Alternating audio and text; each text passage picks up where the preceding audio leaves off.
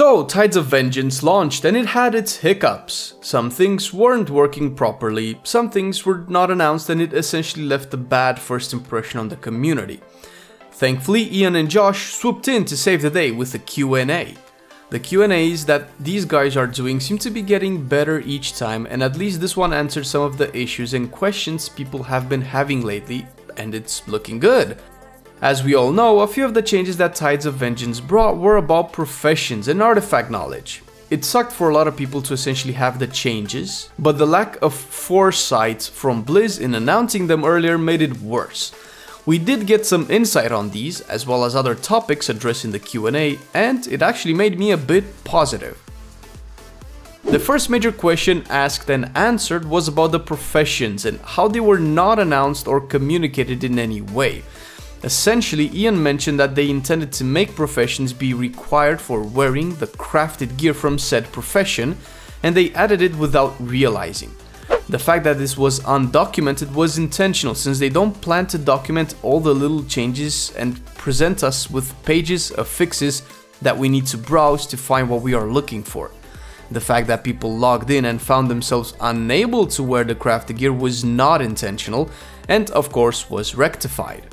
Fair enough, they can essentially make the game however they want. I personally like to see a tailor make pants and be able to trade them to any other cloth user, regardless if he or she has tailoring already. I'm not sure how this whole thing affects the game from an economic perspective, since having fewer people to sell your pants to is not ideal. At the same time, I like restrictions in this sense. WoW seems to have too many things available to too many people, and it kind of dilutes the gameplay. Having niches and constrictions makes for a more engaging game. Makes professions matter more, although I still think they are far from perfect. For all you RPers out there, the patch might have messed up the cross RP add-on that you would use to communicate with the opposite faction.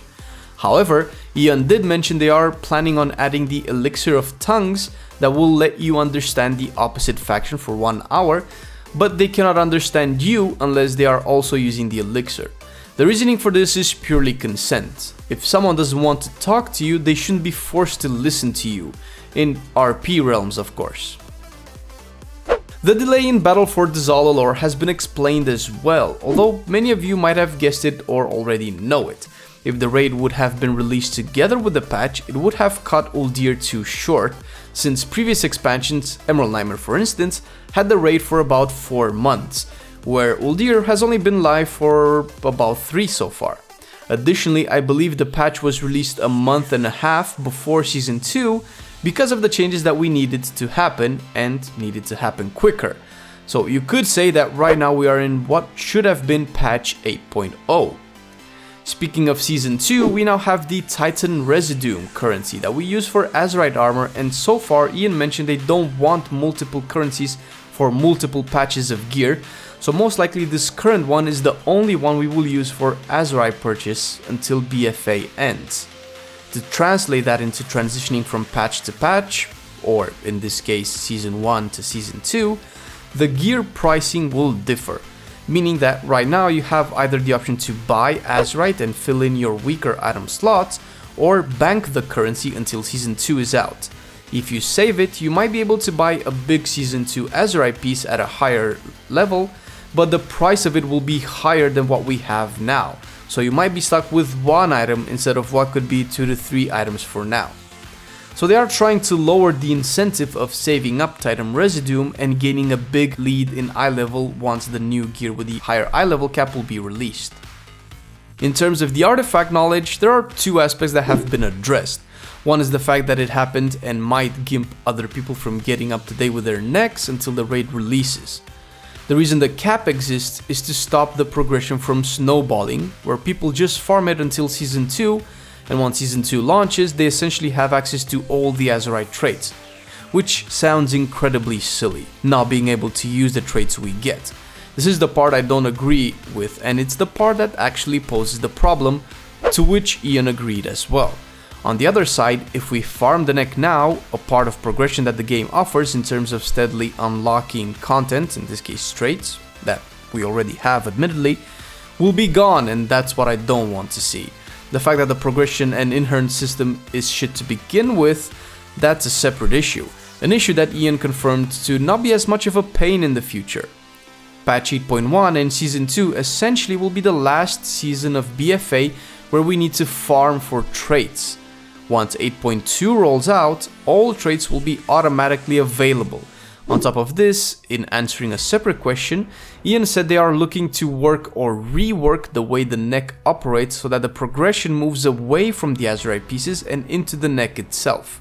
One option they are considering is making the neck able to power up the traits, with the AP being the resource used in doing so, which is a much better way of dealing with grinding AP.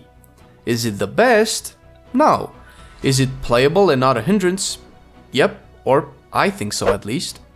The problem with the traits currently is that you work through the content in getting that piece that drops with hopefully 15 item levels more than what you already have. But the one you have has traits unlocked that provide the actual power of the item. Now the new one drops and you cannot use the traits, meaning that on top of working to get the item, you need to work to unlock the item, which takes away from the initial excitement of actually getting the loot. The other problem with this is that you essentially work to unlock the traits you already have on your lower eye level piece. But we all know this by now. Another good question was asked in regards to Warfront Gear drops. If you do Darkshore now, you will see that the gear is the same eye level as Arathi, even if it has Warfront specific traits, the Azerite gear of course. Once Season 2 is live, the gear from Darkshore will scale up to reflect the new season with the new eye level cap, during which time Arathi will remain the same eye level wise, and the same thing with each future Warfront. The reason they are not putting the higher eye level in Darkshore now is that we are still kinda in Season 1, with Old Year being the raid tier. Increasing the eye level in the Warfront would just invalidate the rest of the content. Regarding Warfronts, another question was asked about the frequency of the Warfronts. Why do we still get to play a specific one every 3 to 4 weeks, and if in the future this could be sped up? The answer was no, but it was detailed. The reason we are actually getting the gear we are getting from the Warfronts is because of the frequency at which they are available. Increasing that frequency would make the loot too much, again invalidating raids and dungeons and PvP gear drop rates. Being a bit rare with decent eye level, especially for new characters or alts, is good. Warfronts were never made to gear up people, similar to dungeons and raids, and I like that.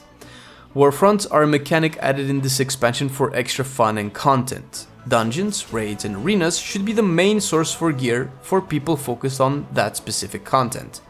Doing other stuff like Warfronts to get better gear to kill a raid boss makes the game silly in my opinion. One of the last good questions was for the PvP mount, which is actually something I personally strive to get as well. The system will be a bit different in Season 2. You will of course have the season mount, like now, for which you will work to get. After you get that, the bar will reappear and let you work towards a vicious saddle, then it goes on. So from Season 2 we will always be able to get the season mount first, and if you keep playing you will eventually unlock multiple saddles throughout the season. The Q&A addressed pressing issues, and that was good. The fact that communication still seems to be a problem is unsettling. They have made the obligatory statements, "We are working in making our communication better," which it sounds like a broken record for now. I do hope this will be less and less of an issue in the future. The general impression after the Q&A that I have is a fairly positive one. From all of their talks in previous Q&As, BlizzCon and other posts they made, it makes it seem like the patches 8.1 and 8.1.5 will be damage control patches and fixes to systems. 8.2 is being advertised with a lot of the things we want, a lot of the things we would enjoy doing. This is of course my personal opinion as to how this is all playing out. This just means that the only way to go is up, and let's be honest, when you hit the bottom of the barrel, that's pretty much the only way to go. All in all, things are looking promising. Are we there yet? No. Is the game worth playing? Definitely. But again, comes down to what your expectations are. If you can understand and accept they fucked up with stuff and they are working at fixing it, you can enjoy the game outside the issues it has, because, as surprising as it sounds, it actually has a lot of good things going for it. I would love to know what your thoughts are, which you can share in the comment section below. Thanks for watching the video and hit those YouTube buttons that make creators go woo. And until next time guys, I wish you have a really cool week. Peace.